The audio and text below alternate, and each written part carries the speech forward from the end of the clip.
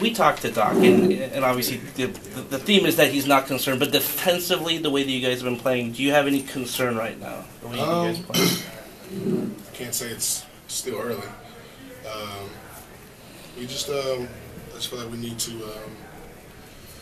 do it for 48 minutes. You know, you see it in spurts of us having the right tools to be a great defensive team, and then also there's times where we look like we don't know what we're doing. You know, I feel like that starts with me and then a lot of the guys who've been here before. It's not like it's something new that we're putting in. A lot of it's just, you know, us being able to be down in the stance and be ready, and, you know, I feel like we were a second late on everything tonight, you know, and that's why they got a lot of easy looks. DJ, Blake had a good game. You had a very DJ-like game tonight. JJ had a JJ-like game. Chris only had 10 points scoring. Do you think he needs to score a little more to kind of put you over the hump in these games? I mean, well, you know, Chris also had 10 assists. He's really trying to get a lot of other guys involved, but, you know, there's also times where we need him to be aggressive from the start of the game and not just late trying to get us back into games. But, you know, Chris is a veteran. He knows how to play. He knows when he needs to score and when he needs to, you know, distribute the basketball. But he also was in foul trouble tonight, so you can kind of, you know, blame that on that a little bit. DJ, are you surprised at all that you guys do not have a better record against many of the better teams in this league? And when you had the nice lead against these guys, are you shaking your head thinking, what do we need to do to just finish them off? Yeah, it's kind of like a game that we had against them in Atlanta, being up 13 or so in the third quarter late, not being able to finish off not only teams, you know, Atlanta, but other teams.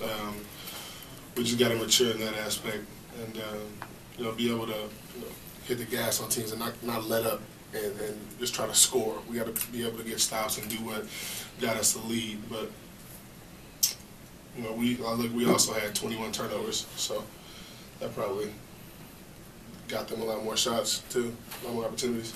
Hey, DJ, this is the second year under Doc, and also the fourth year with you, Chris, Blake. I mean, you guys are comfortable with each other. You know each other. What do you think is not quite there right now? Honestly, I couldn't tell you. I don't know. It's a tough one. I don't know. Like I said before, you see it in spurts. You see it in, you know, 30 minutes out of the game. But in order to be a great team, a real contender, we got to be able to do it for 48 minutes, plus the overtimes every night, no matter who we play. And what are your thoughts of being the first player in the NBA history with 15 points, 16 rebounds, 3 blocks, 2 steals, and shooting 100% field goal percentage? Oh, man. Feed the fire, man. It's cool, but I mean, I really wish we would have got a win. But I'm pretty sure I definitely got a text message from my grandmother telling me that information that you just told me. Your mom tweeted it? Oh, she did? I don't know. Ask her.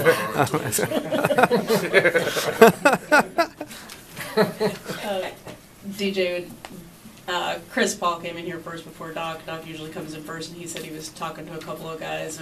What was the mood in the locker room? Were you guys pretty pissed off? Or? I mean, you know, you're a little ticked off anytime you lose a basketball game, especially a game that you feel like you have the opportunity to win.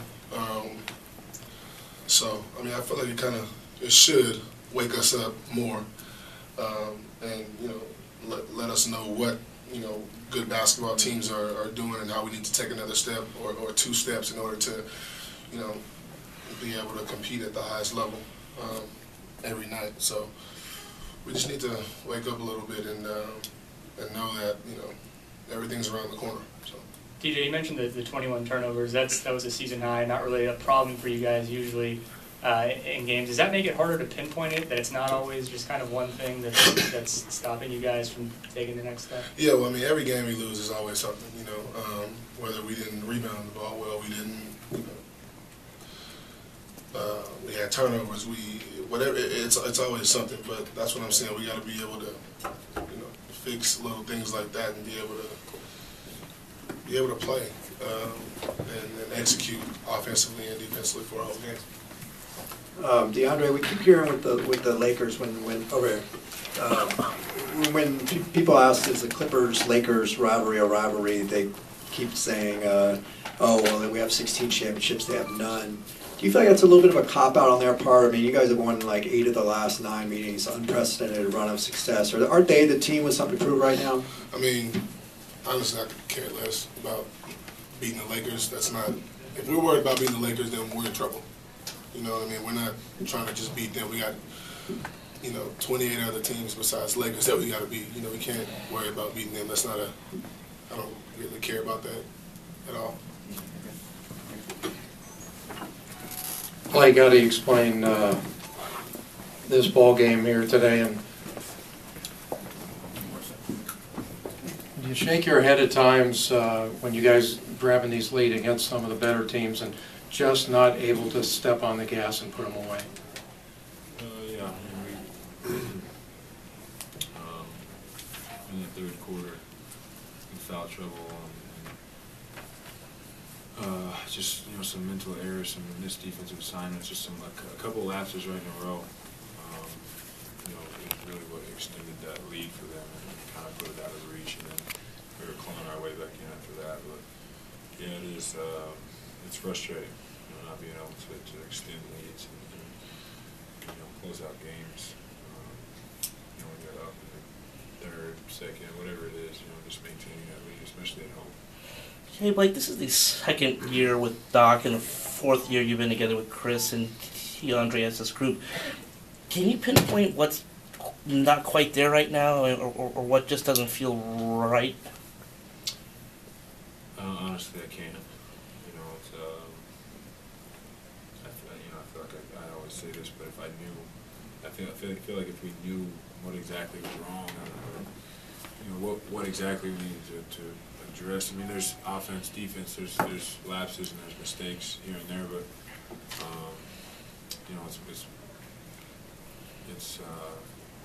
it's tough. I mean, it's just not something that we can just snap our fingers and fix. Do you have any concern with where this team is at right now, or is it too soon for that?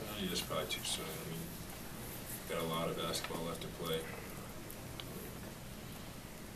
and a lot of time.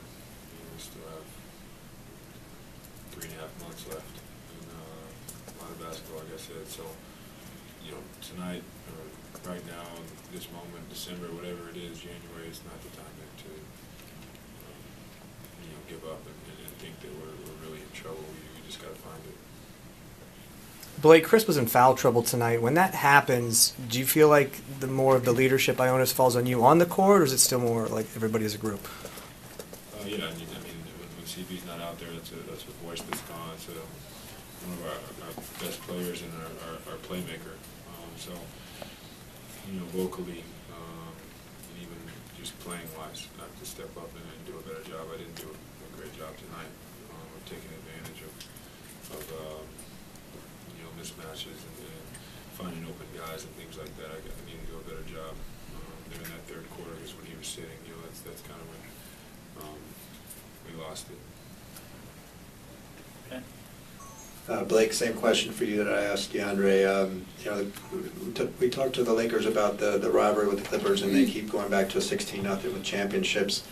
But isn't the onus on them a little bit right now? You guys have won 8 of the last 9, and clearly are the better team right now.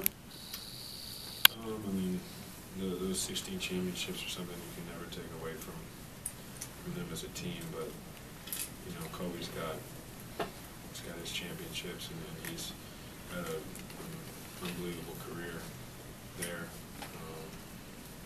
But you take a look at the rest of the roster. Take a look at who's been there. It's not like our guys have been here for the past 30 years. We had all this history. So it's not like we go out and carry this history of not making the playoffs and all these things because we haven't been here. We're working on us right now, not really working on our past. So, like I said, the Lakers have a great franchise and they've had a lot of success. Kobe's had an unbelievable career, but right now we're worried about right now.